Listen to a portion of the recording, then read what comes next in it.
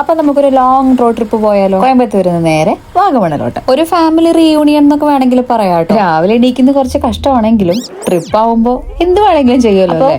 ഏകദേശം 6:30യോടെ ഞങ്ങൾ സ്റ്റാർട്ട് ചെയ്തു. പൊതുവെ രാവിലെ എണീക്കാൻ നല്ല മടിയുള്ള ഈനു ഇന്ന് നേരത്തെ റെഡിയായി. രാവിലെ തന്നെ ഈനുവിന്റെ സിഗ്നേച്ചർ ഡിഷാണ് കേട്ടോ, പൊറോട്ടയും മുട്ടക്കറിയും. പിന്നെ ട്രിപ്പ് ആയതുകൊണ്ട് നമ്മൾ അങ്ങനെ സ്ട്രിക്റ്റ് ആവണ്ടെന്ന് വിചാരിച്ചു.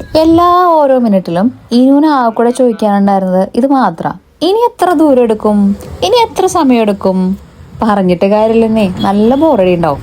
പിന്നെ ഇടയിൽ ഒന്നിരുത്തി ഇളനീരൊക്കെ കുടിച്ച് ഒന്ന് റീഫ്രഷ് ആയി നമ്മളത് നേരെ വാഗമണിലെത്തി. സിറ്റിന്ന് ഡൈവേർട്ട് ചെയ്ത് വാഗമൺ ഹിൽ ഇങ്ങനെ കയറി തുടങ്ങുമ്പോൾ നമുക്ക് തോന്നി തുടങ്ങും ഡെസ്റ്റിനേഷൻ അല്ല, ജേർണി മാറ്റേഴ്സ് എന്ന്. The most magical part of the journey.